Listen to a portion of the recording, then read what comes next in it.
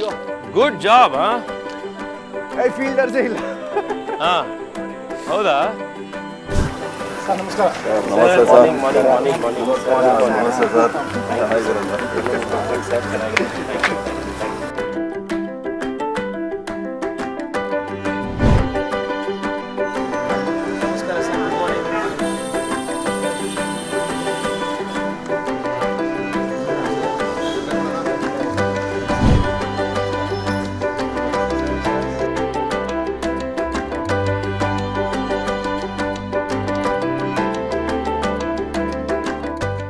We're in the South Bengaluru seat this morning, on the road with Tejasvi Surya, the youngest MP from the BJP.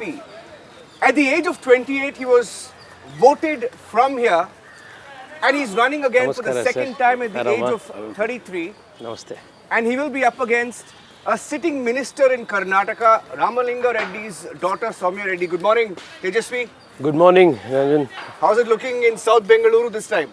Well, bright and sunny and a lot of smiles here. People are very excited to vote for the Prime Minister on the 26th of April. The last 5 years has been an incredible learning experience for me personally. It has also been a period where we have contributed significantly to the city.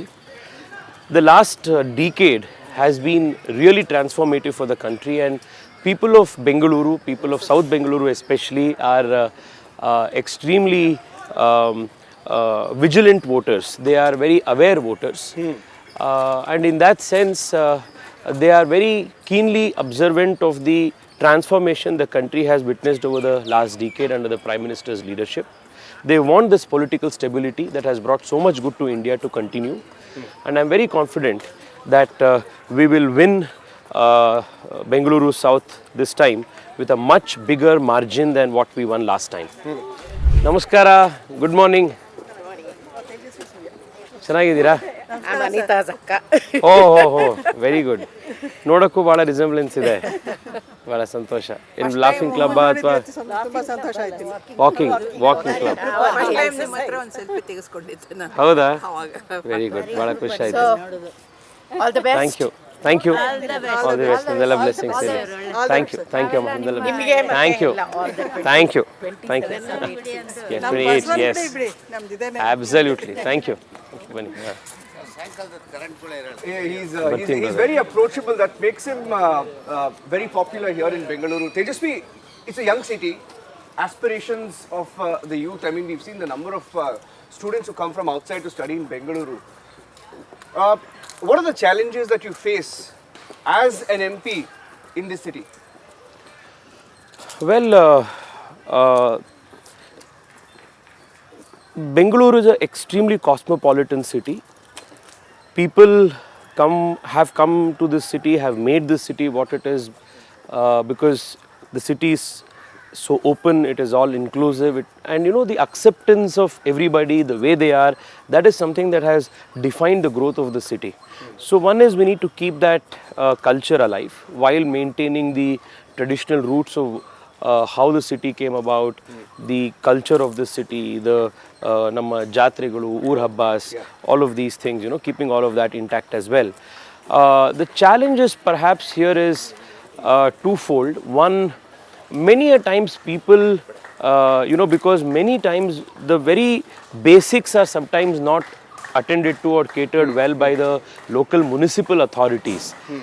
People would want MPs also to cater to you know, those functions, but the challenges as a city itself has been multifold. For example, in the last couple of decades, the economic growth of Bengaluru has far outpaced the infrastructure growth of the city, which is why you see such large you know, traffic jams, people complaining about lack of infrastructure. So I think the primary focus of the Modi government and all of us MPs in Bengaluru has been to address this infrastructure crisis over the last 5 years, and I must say that we have done a pretty good job, because the last 5 years we have seen about 1,30,000 crore rupees worth infrastructure projects getting sanctioned to Bengaluru. And all of these projects are going to aid the city, city's growth, city's infrastructure augmentation in a very big way. For example, in the last 5 years, after all of us got elected as MPs from Bengaluru, and people of Bengaluru gave all the 3 MP seats to BJP, collectively all of us put efforts, and thanks to that, Bengaluru got, a 30-year-old wait for Bengaluru Suburban Rail came to an end, and a 15,000 rupee project was sanctioned by the Modi government. Now the work on the Suburban Rail has started. In just the last 5 years, the Modi government has sanctioned 74 kilometers of metro connectivity to Bengaluru. So the blue line metro that you see, the Namaskara sir, good morning. Amma ಚೆನ್ನಾಗಿದ್ದೀರಾ? ಕಂಡ್ರೆ ತುಂಬಾ ಇಷ್ಟ ನಮಗೆ. Thank you amma, ಬಹಳ ಖುಷಿ ಆಯ್ತು. So metro is a very important a step towards decongestion of the city. The last 5 years, we got 74 kilometers of metro connectivity opened, sanctioned for the city. The work is, on in a very big way. To decongest the core of the city, we got the 15,800 crore worth STRR, the Satellite Town Ring Road project, sanctioned 6-lane highway that bypasses the city and connects all the exit and entry national highway points across the city. In the coming years, that's going to majorly decongest heavy vehicle traffic, transitory traffic from the city. The city also got a swanky airport, Kempegowda International Airport Terminal 2, built in the last 5 years. Namaskara amma, good morning. ಚೆನ್ನಾಗಿದ್ದೀರಾ? ನಮಸ್ಕಾರ. ಲಾಲ್ಬಾಗಲ್ಲಿ ನೋಡಿದೆ ನಿಮ್ಮನ್ನ. ಹೌದಾ? Sir, ಸೇವೆ ಮಾಡ್ತಾ ಇದ್ದೀರಾ. ತುಂಬಾ ಖುಷಿ ಆಯ್ತು. Thank you amma. ಅದೇ ಬೇಕಾಗಿರೋದು ನಮಗೆ. These are in terms of infrastructure, major boost for the city. Also, Bengaluru has always been a city that has been the center for the country's aerospace industry. So we also recently saw the Prime Minister come here, open the Boeing R&D center.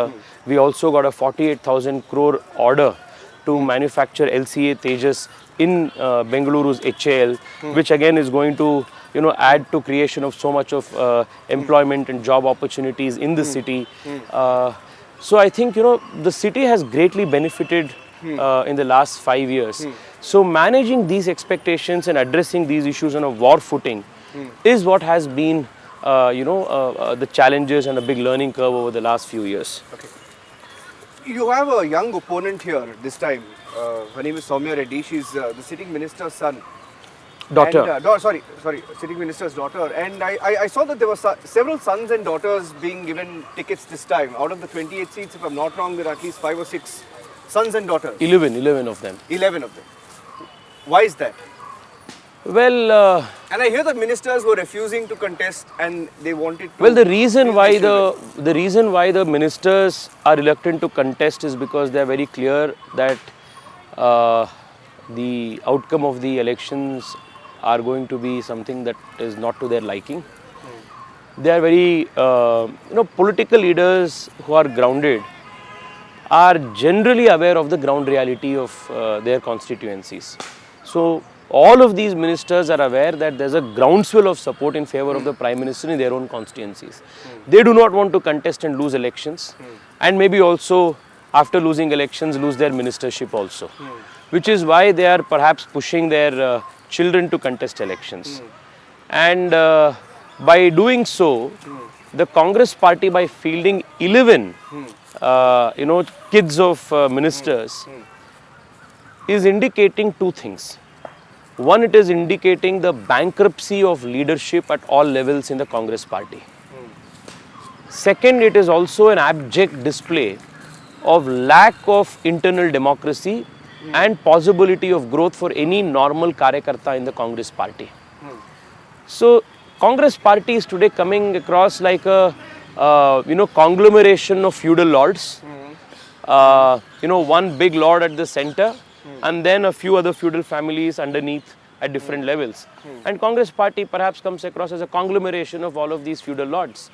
It is nothing but democratic. It is nothing but a vibrant democratic organization.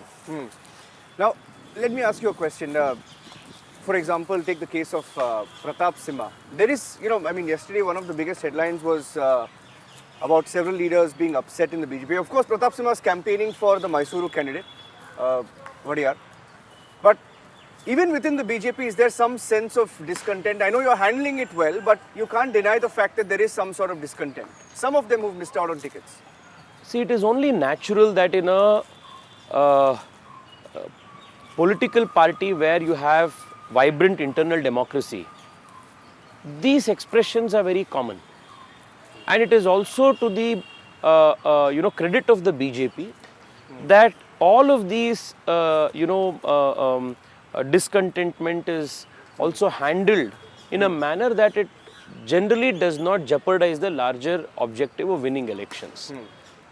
But you are not seeing any discontent in the Congress party. In Karnataka, they have fielded 11 children of the ministers. You don't hear a murmur from anywhere.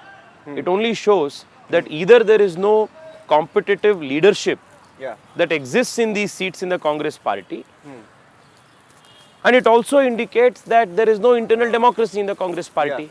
So in an organization where there is internal democracy, vibrant internal democracy, it is only natural that there will be many claimants to a particular position. And when one particular person is offered or given that position, naturally for a few days until the new normal sets in, there is some kind of a discontentment that shows that the party is a vibrant internal democracy respecting party. There's no doubt that you're popular, you're very controversial as well. Recently in Nagaratpete, you were there. Though there's absolutely nothing wrong in playing the Hanuman Chalisa, it was absolutely, he was in his place to play that. And what was happened was debated. Of course, we've criticized even the state government and the police for the handling of it. There was also a video of Tejasvi Surya asking people to gather in large numbers. Now, one of the things that the opposition says, the national opposition and here the ruling party says is, Tejasvi Surya is very, very controversial. He likes to trigger violence. He's very communal. How do you respond to them?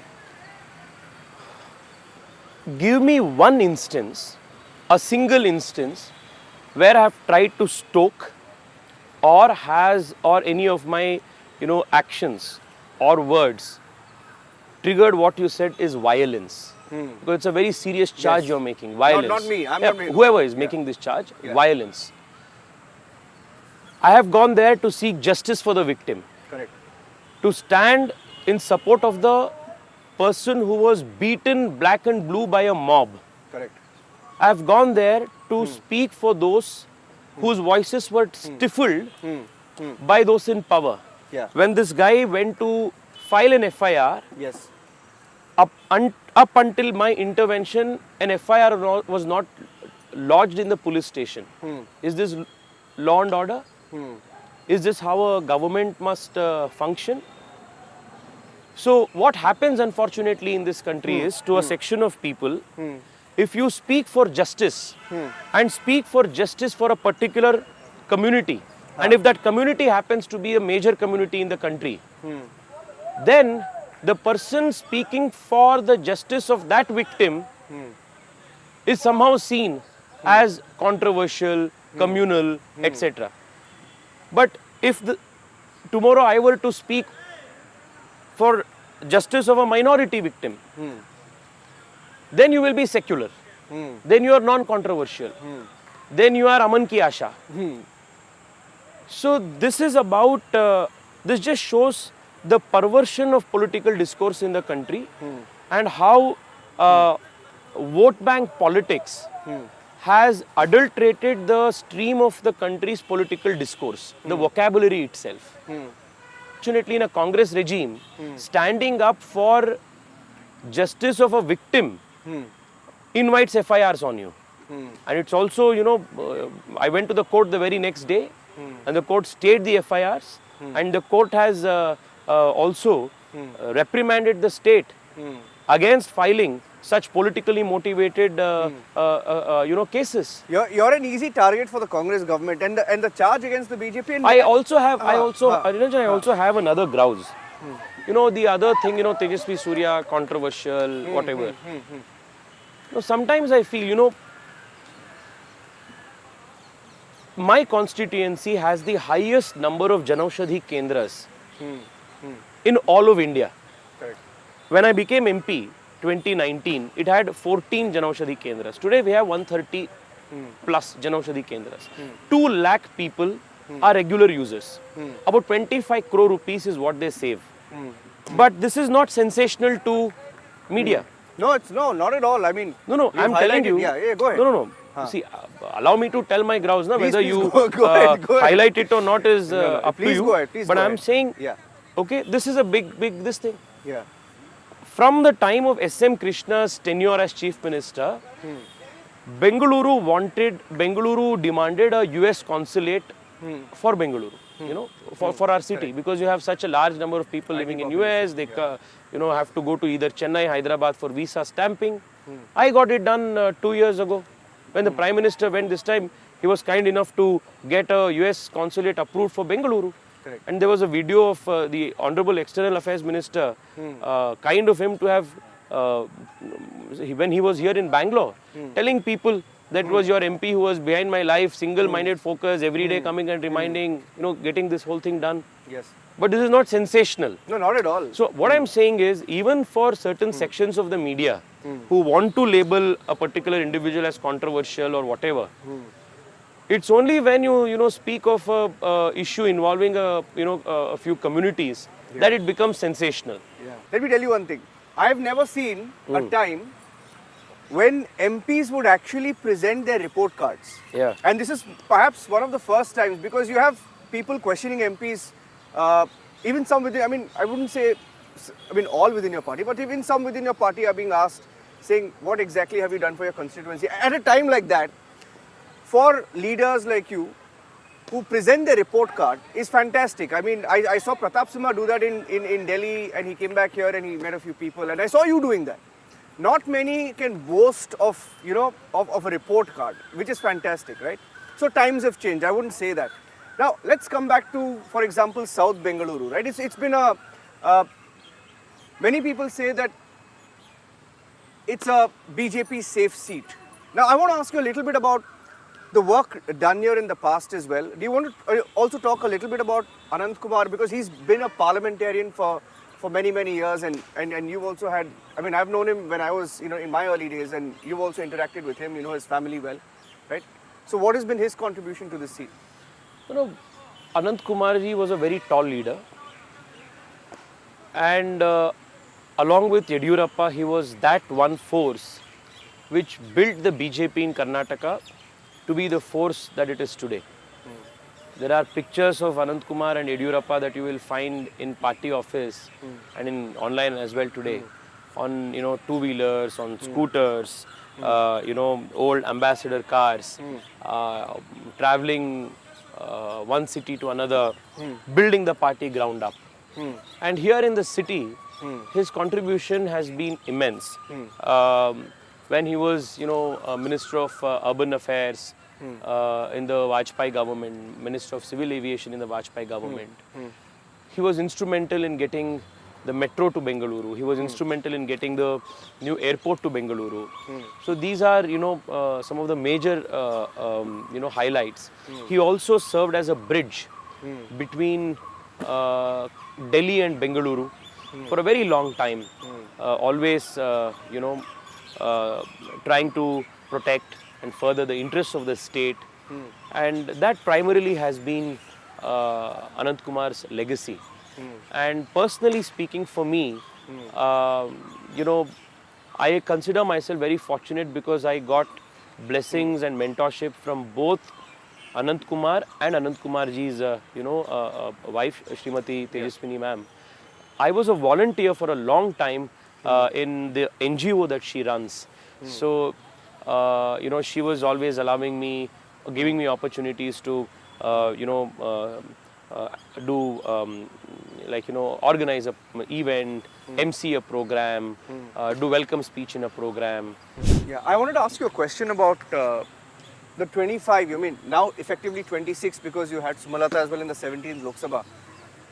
When I speak to people and on debates, they ask whether all 25 or 26 MPs have been, I'm not saying about Bengaluru, I won't contest that, you've done a lot personally. Have you effectively been able to raise issues, for example, the Cauvery issue? Second issue I would want to ask you about is the drought that Karnataka is facing. Do you think MPs should do more on specifically Karnataka larger issues? Niranjan, let me give you 2-3 instances and tell me if this has happened in any other time. Okay, with the pace at which it has happened in any other government. For example, before 2019, most of the central government examinations would take place in 2 languages, in Hindi and English. I, along with a few MPs from Karnataka, raised this issue in the parliament and demanded that rural, banking exams and central CAPF, CRPF type exams must all be conducted in regional languages also, and Kannada should be given primacy. For the first time, Government of India made a change and allowed for 18 regional languages in examinations. It did not happen under the Congress. If today young people in Karnataka, in Tamil Nadu, etc. are able to write central government examinations in the mother tongue, it's because of our government, it's because of the interventions of us MPs from Karnataka. Look at the Mahadai issue. The DPR for the Mahadai issue was approved during our government, during the Modi government. The Congress says we have not done enough. What were they doing about Mahadai when they were in power 10 years of the UPA? Second, regarding the Cauvery, every single time the Cauvery issue has come up before the Supreme Court or other tribunals, without an exception, the Modi government and the BJP government earlier, even during Vajpayee's time, has always filed affidavits in favor of the state of Karnataka.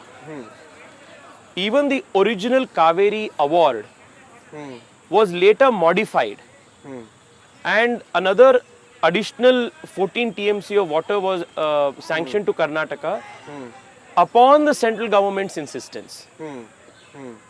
So when there is justice gone out of the way and justice is given to the state, the credit is not given to BJP. But random allegations are made that, BJP does not speak for Cauvery, Mahadai. When did Mahadai DPR get approved during our time? When did Cauvery additional, modification of the original award happen during our time? Every single time Cauvery issue is, debated, whether it's at tribunals, whether it's at the Supreme Court level, without an exception, central government, Modi government, has always stood in favor of the state's water interests. One second. The Upper Bhadra project, it was in the last budget that Upper Bhadra project got 5,400 crores allotted in the central government budget. What were they doing? Kalasa Banduri. Who gave the support? It was the Modi government which gave the support. So all of these projects that they speak of, whether it is the question of language, because for a state like Karnataka, which is a non-Hindi speaking state, language is a very important issue. It is. It is only under the Modi government's new national education policy that for the first time, regional languages, mother tongue education is now given a primacy. What was the Congress trying to do? Issue of Cauvery water and the water being released until recently, about 3-4 months back, when it became an issue, people were protesting. Do you think our MPs maybe could have pressed the centre more to intervene in some way so that the water is not released to Tamil Nadu? I mean, could that have been possible? We must understand how the system works. When you are when you belong to a political party which is in power, you do not go out to media and put pressure on the government. There are official channels through which you do it. Yeah. And how is that reflected? It is reflected, the work of the MPs is reflected, of ruling party MPs is reflected when the government in power, the party that you belong to, when it files an affidavit in the Supreme Court before the Cauvery Water Tribunal, before the authority in favor of your state. We did that. And in every instance, the central government representative, the Secretary of Water Resources Department, Government of India, has always taken a stand that has favored the state of Karnataka. And you remember the statement that D.K. Shivkumar gave after Karnataka suffered an adverse order, and we were made to release water to Tamil Nadu. He said, I welcome this order. So somebody who goes, before media, goes on record and welcomes an adverse order is seen or labelled as somebody protecting the interests of Karnataka, whereas MPs who through official channels have communicated the concerns of the state to the central government authorities, got an affidavit filed officially at various tribunals and government authorities of the central government speak in favor of the state, try to protect the interests of the state, they are labelled as not doing enough. What is this other than politics that is, based on lies? Water has become a major issue. There is a huge shortage, right? Now, is that mismanagement, and at what level? And is there any solution, do you think, as a parliamentarian to this issue? Well, I think, Niranjan, there are, the problem is not something that, is created today or yesterday. The last major water project, so to speak, for the city was in 2012 when we started work on the Cauvery 4 and Cauvery 5. Since then, Bengaluru has grown leaps and bounds. Literally 1.4 lakh new water connections the BWSSB has given over the last few years. Unfortunately, all governments, I wouldn't want to get into party politics here, because every government has got a chance to govern the city and the state, has neglected the health of the city's lakes and are underwater as a result. If you see Bengaluru, our city gets water 110 kilometers away, pumped upstream from TK Halli. So in all of Asia, Bengaluru has perhaps receives one of the most inefficient and most expensive water. So we don't have a river source very nearby, which is why in his wisdom Kempe Gowda, who founded the city, had built a series of lakes to provide succor for the people of the city. Which is why when the lakes were vibrant, when lakes were thriving, it was so, groundwater was never a problem. So Bengaluru needs about 2,100 MLD of water per day, and we get around 1,450 MLD of water from Cauvery. The remaining 600-700 MLD of water is provided through the groundwater, through our bore wells. The reason why the crisis has become so acute this time is the groundwater has dried up, the bore wells have dried up because the groundwater levels have gone seriously low. Many of our major lakes, whether it is Vartur Lake, whether it is our Sarjapur Lake, whether it is Agara, Bellandur, these lakes have all dried up, further again making the problem more acute. While the water that we are getting from Cauvery has remained constant, the groundwater level depletion has caused the acute crisis. Even though law mandates rainwater harvesting mandatorily, most of the houses in Bengaluru has still not done the rainwater harvesting properly. So we need to, as a campaign, state, public representatives, NGOs, civil society, everybody drive a campaign to actually make rainwater harvesting mandatory in every house in Bangalore. That's the only way we can recharge our bore wells. Second, there are around 4.5 lakh bore wells in the city that privately people are running and people have dug up. builders, apartments, individual owners, etc.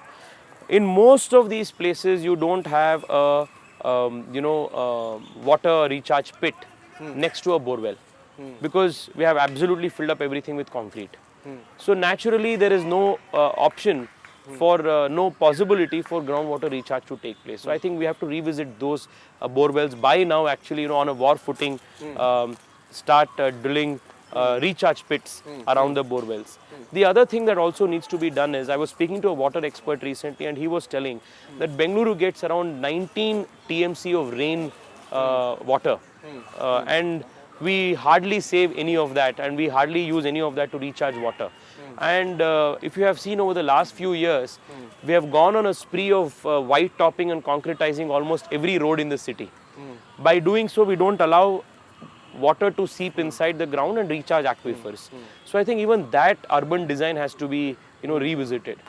And we also need to make heavy investments through STPs near our lakes, so that the treated water can be used, sent to the lakes, and that is going to keep the lakes living and thriving. So I think these are things that need to be done. Also, the Cauvery phase 5 is going to be completed in May. So that is additionally going to give us some more water. But that is it. You will not get any more Cauvery water. Correct. Unless you, of course, take it away from Mandya. That is the only way. So you either tell your farmers in Mandya to stop growing sugarcane, stop growing rice, and at their expense, Bengaluru will have to get its water. You met Kumaraswamy yesterday, if I'm not wrong, right? What in your view is going to be the outcome of this alliance with the JDS? In many seats, it is going to be game changing. In some seats like ours, it is going to be a big strength in the arm to increase our victory margins. So net, I would say the JDS BJP alliance will do good for not only the two parties but also the state, because in at least the old Mysore region, it is going to give us a lot of strength, and it will convert into a lot of seats. I believe for us. you've called him to be with you when you file your nomination. Is that correct? Yeah, on the 4th of April, and he has kindly consented to join me on the nomination day. And brand Bengaluru is something that this government is trying to push. Do you think it's on the right track? Niranjan, tell me 3 things. Forget 3. Tell me 2 things. In the last 10 months of this government, you are a very senior journalist. You follow the happenings of the state more closely than I do. Other than the token program, where a breakfast meeting was called with the usual, list of Bengaluru influencers with the Deputy Chief Minister, other than having filter coffee, Uppit and Kesri Baat in the program, tell me 2 concrete things that this government has done. Tell me. No, I don't know. I don't think they have enough money to do half the work. No. They don't have any money right now. The Deputy Chief Minister has officially told in multiple programs that do not expect development for the next few years. We don't have money for development. So is it a feel-good campaign? It is a PR campaign. I think, whichever agency has been, empaneled to do this campaign, they are the only beneficiary of this campaign. Other than that, I don't see Bengaluru or people of Bengaluru getting any benefit. What has Bengaluru caught, the headlines that Bengaluru has made over the last 8 months? There was Pakistan Zindabad slogans in the Vidhan Sauda. This is the headlines that we made. There was a bomb blast. Correct. At a very popular restaurant in the city. A bomb blast for almost the first time in almost 10 years in the city. Over 10 years. Yeah. And Deputy Chief Minister tells city MLAs that don't expect any funds for development. Even funds to even fill potholes. This is the 3rd news. 4th news, the 4th reason why we made headlines was an unprecedented water crisis where people are leaving the city because they don't have enough water. And you have not seen, at least I have not seen, you should tell me, correct me if I am wrong, Have you seen either the Chief Minister or Deputy Chief Minister during the entire water crisis issue, including today? Have they gone on the street once in any part of the city and tried to meet people and understand the situation from ground zero? I have not seen even in one instance. So what brand Bengaluru are you speaking of? On the other hand, in the last 5 years, the Modi government has given Bengaluru Suburban Rail, which was delayed for 30 years. We gave 75 kilometers of metro sanction. We are making the yellow line happen. We have given a US Consulate to the city to keep, while you are, protecting those who say Pakistan Zindabad, while you say, the reason for Rameshwaram Cafe bomb blast may have been a business rivalry angle. We have given NIA branch office to the city to keep the city safe and protected. We have given, 14,000 houses under the PM Awas scheme to the city's poor. What have you given? And you speak of brand Bengaluru. Now, do you play cricket? Yeah, sure. What do you bat? Are you a batsman or you a bowler? What do you do? Batsman. I try to, when you play cricket, typically, at your house and gully cricket, what we call, everybody is an all-rounder. Everybody plays everything. So, I would have tried my hand at everything. No, the question is, I think if there are 10 kids, 10 boys in Bangalore, 9 of them play cricket. Yeah, absolutely. Now, do you think RCB stands a chance in this season? Well, I hope so, but I'm really happy that our girls actually won the cup. Yeah. Like for a long time, Isala Cup Namde is the campaign we keep trending. But yav salanu cup namd agalla. But this time, finally the girls made it happen and nami cup siktu. Good job, huh? I feel that's a Howda? Super.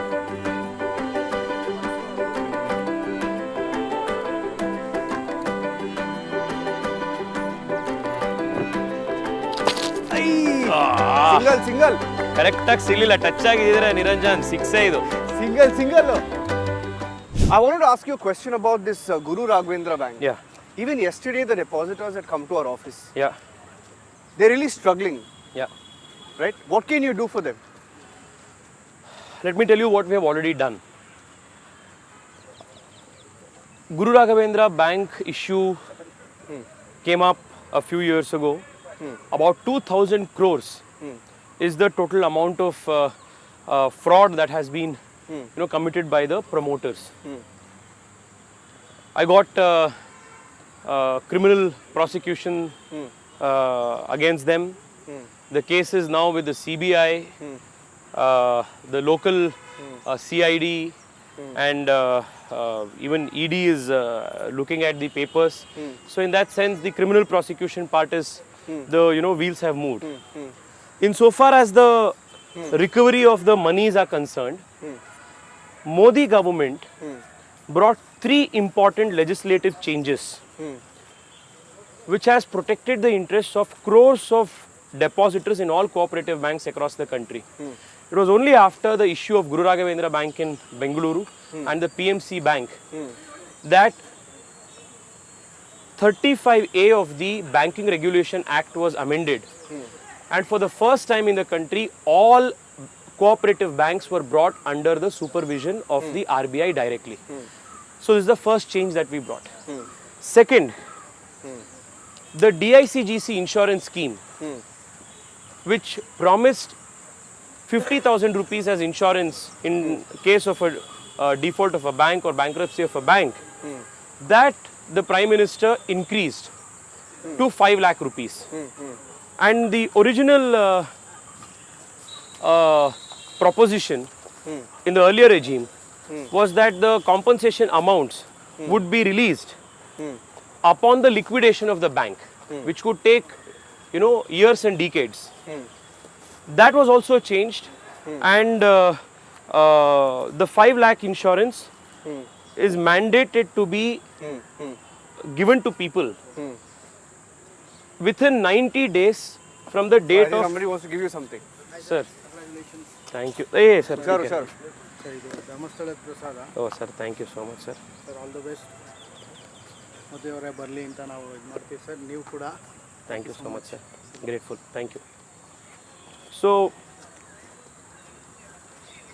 from 50,000 rupees to 5 lakh rupees, the insurance amount was increased, and within 90 days the insurance amounts got credited to the accounts of the depositors. There are 42,000 depositors in the Guru Raghavendra Bank.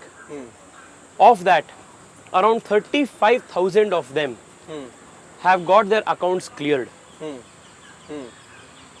to the quantum of 788 crores is the amount of money that I got from the central government, and we released the money directly to the accounts of the depositors. And in fact, a group of depositors, I even sent them to Delhi to meet with the Prime Minister, and the Prime Minister himself handed out the insurance checks to the depositors. So you can understand the quantum of this impact. Out of 42,000 depositors, 35,000 of depositors have got their monies back. The whole of their money is back. Now the challenge is with respect to the remaining 7,000 depositors. The only way their interest could be protected is through revival of the bank. It's not a very easy proposition, because it is not easy to find an investor who is ready to invest upwards of 1,000 crore rupees to revive a bank of this nature. Efforts are being made, and I'm even now very confident that we will find a investor, and we will be able to revive the bank and protect the interests of everybody.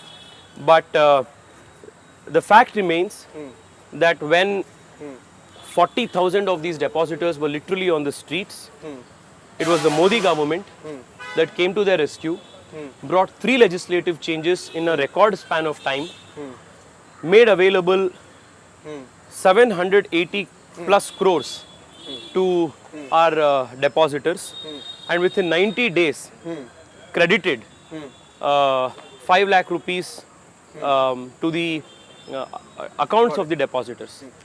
And it was during this Guru Raghavendra crisis that I again went to court as a lawyer, argued the cases myself on behalf of the depositors, argued for the appointment of an administrator, got a able administrator appointed, argued even at one instance against the RBI, and through the court got an additional 1 lakh rupees disbursal made available for all the depositors. So finally, what will Modi 3.0, which looks inevitable now, be like? It's going to be bigger, bolder, and it is going to be more transformational than what we have seen the last 10 years. If you look at the way broadly the last 10 years have worked out, the first 5 years, you would say, has been kind of filling the potholes, meeting the deficiencies or gaps of the previous governments. Financial inclusion, Jandhan, Ujjwala, toilets, these things, giving the basics, which wasn't given for the last 70 years.